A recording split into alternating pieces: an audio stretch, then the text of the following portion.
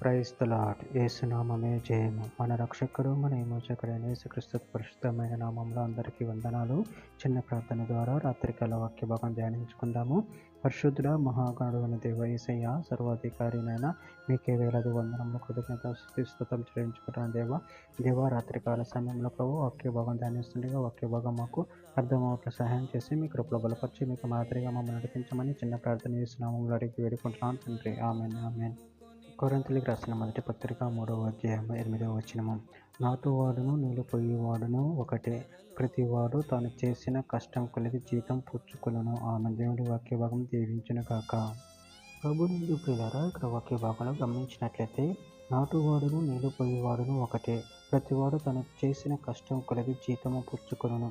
అదేవిధంగా వాక్య భాగంలో గమనించినట్లయితే కీర్తన గ్రంథం 62వ అధ్యాయం 12వ వచనంలో ప్రభువా, మనుషులకు అందరికీ వారి వారి క్రియల ఫలము చొప్పున నువ్వే ప్రతిఫలం ఇచ్చుచున్నావు, కాగా కృప చూపుటియు నీది. మత్తయి సువార్త 10వ అధ్యాయము 41, 42వ వచనంలో ప్రవక్త అని ప్రవక్తను చేర్చుకున్నవాడు ప్రవక్త ఫలము పొందును, నీతిమంతుడని నీతిమంతుని చేర్చుకున్నవాడు నీతిమంతుని ఫలము పొందును, మరియు శిష్యుడని ఎవడు ఈ చిన్నవారిలో ఒకని గిన్నెడు తన్నీరు మాత్రం త్రాగనిచ్చును, వాడు తన ఫలము పోగొట్టుకొనుడని నిశ్చయముగా మీతో చెప్పుచున్నాను. గళితీయులకు రాసిన పత్రిక 6వ అధ్యాయం 7, 8 వచనాలు. మోసపోకుడి, దేవుడు వెక్కిరింపబడుడు, మనుషుడు ఏమి విత్తనో ఆ పంటనే కోయును. ఎలాగనగా తన శరీరేచ్ఛను బట్టి విత్తువాడు తన శరీరం నుండి క్షయమను పంట కోయును, ఆత్మను బట్టి విత్తువాడు ఆత్మ నుండి నిత్య జీవమును పంట కోయును. హెబ్రీయులకు రాసిన పత్రిక 6వ అధ్యాయం 10వ వచనంలో మీరు చేసిన కార్యములను మీరు పరిశుద్ధులకు ఉపచారం చేసి ఇంకను ఉపచారం చేయుచున్నట్టు చేత తన నామమును బట్టి చూపిన ప్రేమను మర్చుటకు దేవుడు అన్యాయస్తుడు కాడు.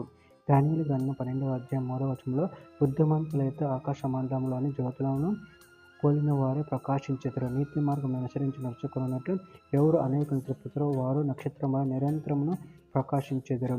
మత్తయి సువార్త 16వ అధ్యాయం 27 వచనం. మనిషి కుమారుడు తన తండ్రి మహిమ గలవాడే తన దూతలతో కూడా రాబోచున్నాడు, అప్పుడు ఆయన ఎవని క్రియల ఫలము చొప్పున వానికి ఫలం ఇచ్చును. చివరిగా ఒక మాట, కొలస్సీయులకు రాసిన పత్రిక 3వ అధ్యాయం 24వ వచనం.